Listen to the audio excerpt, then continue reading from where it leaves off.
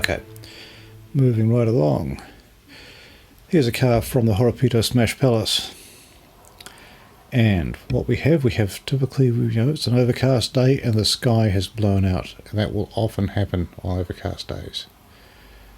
I kind of like this one because it looks like the car is eating the fence. Okay, let's look at what we can do about this peak here. Midtones. Midtones are okay. I don't want to adjust the midtones far because the exposure seems roughly right. If I take the exposure, the midtones is even a little bit, and the midtones are starting to suffer. So remember, with exposure, we're looking at midtones. I'll leave that right where it was shot, 0. So now we'll go to the highlights, and look, we can pull back some detail up here. Let's drop the whites back too. Now, if I take these right down, there are these areas here which were solid white, which are now we have a posterized effect. We have no information at all up here, and we've artificially degraded that. And because the sky was so bright, that join is rather unpleasant. So we're going to have to take this up to the point where that is no longer. I think we'll do it with the highlights, won't we? We can't have this being too grey next to that being too much featureless white. Because another thing we can do is we can also crop some of that away. We want just a little bit of detail in the sky.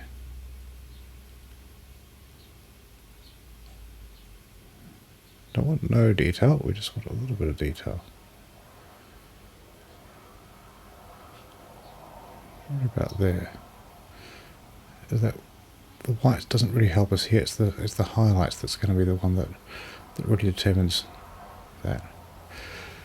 Okay, so we've got that a bit better. Another thing we can do is we can go to the colour, the HSL Grayscale tab, and we can drop down the blues because there's often blue in the sky.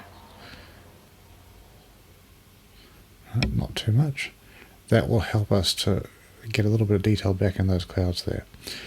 In Photoshop, we could take some of this part and clone it down here, just to cover that. Let's see how much we can get rid of that with a crop. We'll drag that across.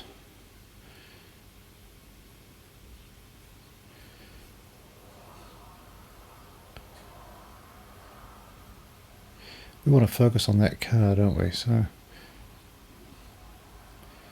there, we'll frame it so we've still got this ironwork at the side, but the car has been foreground. It has a lot more centre of our attention. In the basic tab, we've basically got the contrast right, we've got the midtones right. That's the main thing. We've done what we can with the highlights. Shadows, I don't think they need a lot of attention. We've got plenty of information down there. Clarity, we'll bring that up because it's a fairly gritty subject. And I know from experience that this one will work well in black and white. So bang, into black and white we go. Now let's look at what we can do here. Let's see what effect the greens have. Yes, the greens are working nicely on the foliage. And the foliage is not so important, the car is. Whereas the aquas, the car is responding well to the aqua control. Let's look at what happens if we use the target adjustment one. Let's see, it's the aquas and the blues. Sometimes you'll be surprised what channels are involved in a colour when you use the target adjustment tool. Yellows, often foliage has more yellow than you think. Right. Vignette. You'll notice that I tend to put vignettes on most things. It's probably a bad habit. Now if I put a vignette on here, I'm not really sure that I like the effect of it just being a standard vignette. I'd rather have the vignette being more controlled. So I'm going to hit 0 there, no vignette, and we're going to put the vignette on. For a start, we'll use the gradient tool. Now I'm going to put an extreme adjustment on here with exposure down to -4. And I'm just going to drag down. I've got the extreme adjustment just so I can see what I'm doing. Okay, now I will back that off until it's reasonable.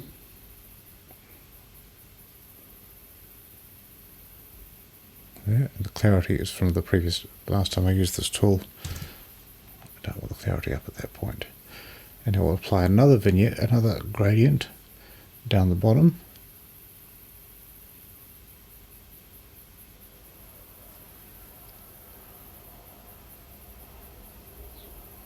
If we want to make this vignette active, we just have to click on that one and it would become active, or this one. And we have a choice between new and edit. Now I want to apply a new one, and I'll darken part over here. New. We'll drag in from this way and make this one a bit milder. Just in the middle. That's it. If I click show overlay, or click show overlay off, the overlay's gone and we can see what we've actually done. So we're favouring the car. We've controlled our vignette, so we don't have any, we have hardly any here. We could add a little bit there. Let's add just a teensy one. Let's see what we're doing. Because that one's more short, we can make it more intense. We've got the graduated filter on. We have this replaces the other toolbox. So I'm going to go to the move tool, or any other tool, the hand tool for example, and that'll bring our conventional tools back. With any black and white image, we really want to pay lots of attention to the tone curve. This is where all the magic happens. This is where we get things right in the basic tab, and then we fine tune it in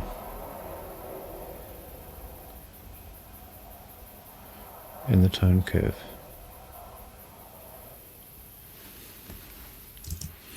So what I've done is I've just increased the darks, the lights a bit, and dropped the shadows. It just means that by using the tone curve I can control the curve of things more precisely. Oh, and I think that one's starting to look quite nice.